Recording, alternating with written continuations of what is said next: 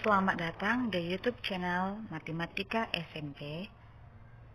Saya Anggi Petrasia Saragi, NPM 16150206, mahasiswi Universitas HKBP Unamensen Medan, Fakultas Keguruan Ilmu Pendidikan, jurusan Pendidikan Matematika.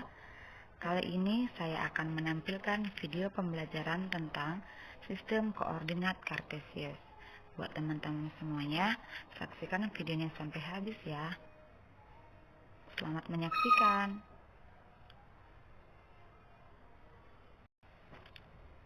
Sistem koordinat submateri kita kali ini ialah posisi titik terhadap sumbu X dan sumbu Y. Langkah pertama yang harus kita ketahui untuk materi ini adalah kita harus mengetahui apa itu koordinat kartesius. Koordinat kartesius biasanya digunakan untuk menentukan objek titik-titik pada suatu bidang dengan menggunakan dua bilangan yang biasa disebut dengan koordinat X dan koordinat Y dari titik-titik tersebut. Ayo kita amati gambar tersebut. Nah, apa sih yang mau kita amati dari gambar ini? Coba sekarang amati posisi titik A, titik B, titik C, titik D, titik E, titik F, titik G, dan titik H terhadap sumbu X dan sumbu Y pada gambar. Nah, ini gambarnya.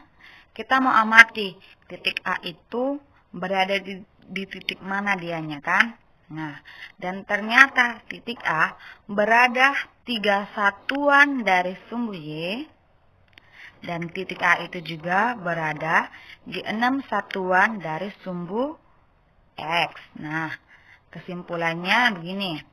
Titik A berjarak 3 satuan dari sumbu Y dan berjarak 6 satuan dari sumbu X. Titik B berjarak 4 satuan dari sumbu Y dan berjarak 4 satuan dari sumbu X. Titik C berjarak 4 satuan dari sumbu Y dan berjarak 3 satuan dari sumbu X. Begitupun selanjutnya. Ini titik D, titik E, titik F, titik G, dan titik A. Dan kita harus ingat, posisi titik pada koordinat kartesius ditulis dengan pasangan berurut X, Y. Ingat ya, posisi titik pada koordinat kartesius ditulis dalam pasangan berurut X, Y. Bilangan X menyatakan jarak titik itu dari sumbu Y, dan bilangan Y menyatakan jarak titik itu dari sumbu X. Nah, ayo kita amati pada gambar ini. Nah, titik A itu berada 3 satuan dari sumbu Y. Berarti itu bilangan X. Nah, titik A itu juga berada 6 satuan dari sumbu X. Berarti itu bilangan Y. Sehingga diperoleh 3,6. Ini dia kesimpulannya. 6 satuan jarak dari sumbu X dan 3 satuan jarak dari sumbu Y. Selanjutnya, kita mau menuliskan koordinat titik X, Y. Nih, seperti ini.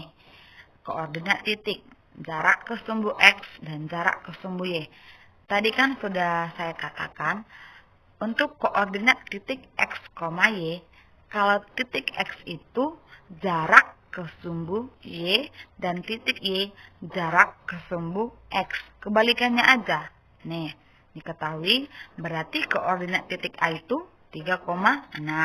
Yang B-nya 4,4, C 4,3, D 6,5, E 5,5, F 3,3, G 2,6, dan H 6,5. Saya harapkan kita semua paham untuk koordinat titik X, Y. Untuk menuliskannya ya.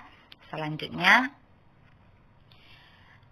sumbu X dan sumbu Y membagi bidang koordinat kartesius menjadi 4 kuadran. Saya rasa siapapun yang menonton video ini ketika belajar tentang koordinat kartesius tidak asing lagi mendengar kata kuadran. Itu posisi. Kuadran itu ada 4, yaitu kuadran pertama, kuadran kedua, ketiga, dan keempat. Yang mana saja sih kuadran pertama? Nah, kuadran pertama itu koordinat X positif dan koordinat Y positif. Kalau yang kuadran kedua, si X-nya negatif, si Y-nya positif. Kuadran yang ketiga, X dan Y-nya itu sama-sama negatif. Kuadran yang keempat, si X-nya yang positif dan Y-nya yang negatif. Nah, saya akan memberikan gambar agar kita lebih memahami letak dari keempat kuadran tersebut. Nih, dalam bidang koordinat di samping, ini dia ada kuadran pertama, kedua, ketiga, dan keempat. Inilah posisi kuadran pertama, kedua, ketiga, dan keempat. Kita mau tengok, kenapa sih P itu kuadran kedua dan si Q itu kuadran pertama? Ini dia.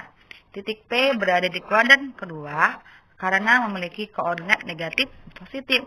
Nah, kalau titik Q berada di kuadran pertama karena memiliki koordinat positif. Terima kasih telah menyaksikan video ini dari awal sampai akhir. Saya harapkan siapapun Anda yang menonton video ini lebih memahami lagi bagaimana itu sistem koordinat kartesius. Dan jangan lupa untuk saksikan video-video selanjutnya. Sampai jumpa!